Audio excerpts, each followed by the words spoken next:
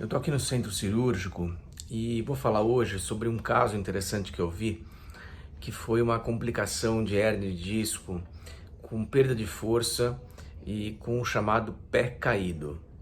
Essa é uma expressão que os médicos de coluna, fisioterapeutas, utilizam com uma certa frequência para descrever um tipo de fraqueza, né, no membro inferior, que pode acontecer por várias causas, mas é muito comum na hérnia de disco.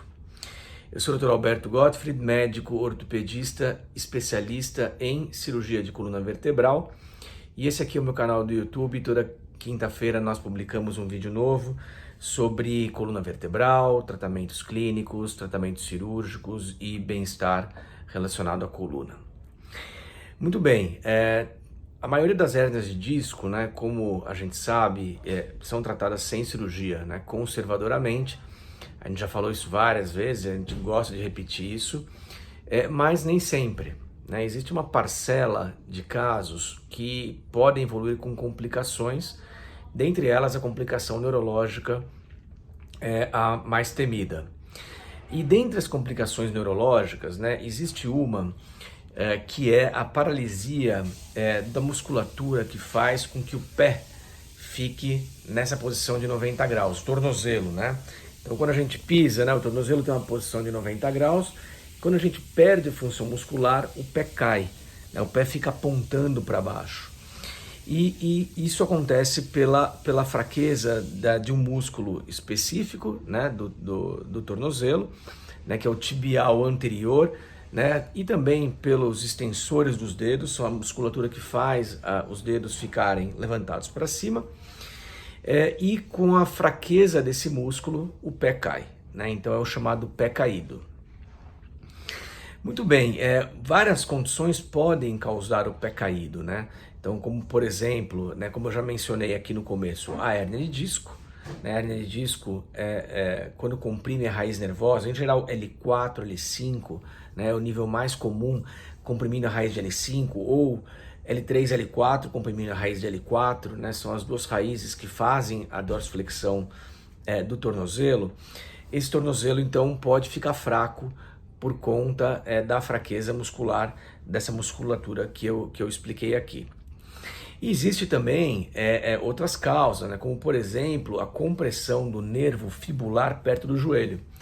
Então é descrito o caso de pancada no joelho, ou mesmo posições por muito tempo num paciente desacordado, ou mesmo pós-bebedeira, tem descrição disso, de ficar numa posição pressionando ali do lado do joelho, o nervo para de funcionar e o pé cai, né?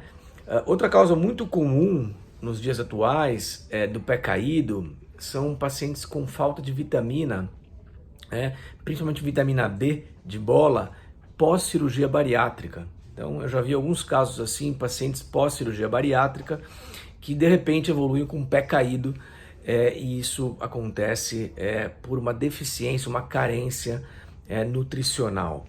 Né? Existem outras síndromes neurológicas, síndromes mais raras, síndromes genéticas. Já tive uma paciente que teve um pé caído por uma condição genética. Foi um diagnóstico muito bonito, difícil de ser feito. Fiz em conjunto com um neurologista clínico, né? E isso são diagnósticos que nós chamamos diferenciais, né? Ou seja, outras causas que fazem o pé cair. Muito bem, além disso, eu queria também ressaltar que existem vários graus de fraqueza muscular, né? Nem sempre o pé caído é grau 0, ou seja, sem contração muscular nenhuma, né? Isso pode ter vários graus e, obviamente, quanto mais grave a fraqueza, né, quanto menos força tiver no tornozelo, pior o prognóstico, pior a recuperação. E por que eu lembrei desse caso, né? Na verdade, nem foi um caso que eu operei hoje, foi um caso que eu vi num ambulatório, né, no consultório, que foi o seguinte: esse paciente ele teve uma crise de hérnia de disco, ele passou num pronto-socorro, num consultório, foi visto por um não especialista que não detectou essa fraqueza, né? E mandou para tratamento com remédio, até, se não me engano, mandou fazer alguma fisioterapia. O fisioterapeuta também não percebeu isso. E quando ele viu, já tinha aí pelo menos uns 2 meses de evolução, quando ele me procurou, né? E a gente fez o diagnóstico de hérnia de disco, era uma hérnia L4, L5, né? Comprimindo a raiz nervosa de L5 nesse caso, e já tinha aí um bom tempo de evolução, né? Então, mesmo operando, a gente operou super rápido, ele chegou num dia, operou no dia seguinte, fez a descompressão, mas esse paciente, infelizmente, não recuperou a força motora. Então ele ficou com o pé caído e é muito difícil andar com o pé caído porque a ponta do pé fica batendo no chão. Então, às vezes, um mínimo desnível no solo, um degrau, por exemplo, é o suficiente para a pessoa tropeçar, bater a ponta do pé e cair. É muito complicado ficar com o pé dessa maneira. E esse paciente tentou usar órtese, né? Então uma espécie de uma botinha de plástico duro. Algumas pessoas toleram bem, mas ele não conseguia andar direito com a órtese. E como conclusão, então, né, como já tinha passado aí 2 anos de físio e tudo mais e não recuperou, a solução foi mandar para um cirurgião de pé e tornozelo. E ele teve que acabar operando, fazendo uma transferência tendinosa. Então ele troca um tendão que faz uma função do tornozelo para outra função e aí o pé volta a ficar na posição adequada. É claro que isso não é igual à função normal do tornozelo, muito pelo contrário, existe uma série de limitações, mas é uma solução possível, melhor. Na verdade, ele ficou muito satisfeito porque ele ficou melhor do que ele estava com o pé caído, o pé totalmente paralisado. Então, esse caso interessante para trazer esse assunto, pé caído, né? Eu trouxe aqui um exemplo de um caso que nós tratamos, que infelizmente não foi tratado no momento adequado e acabou ficando com uma sequela neurológica.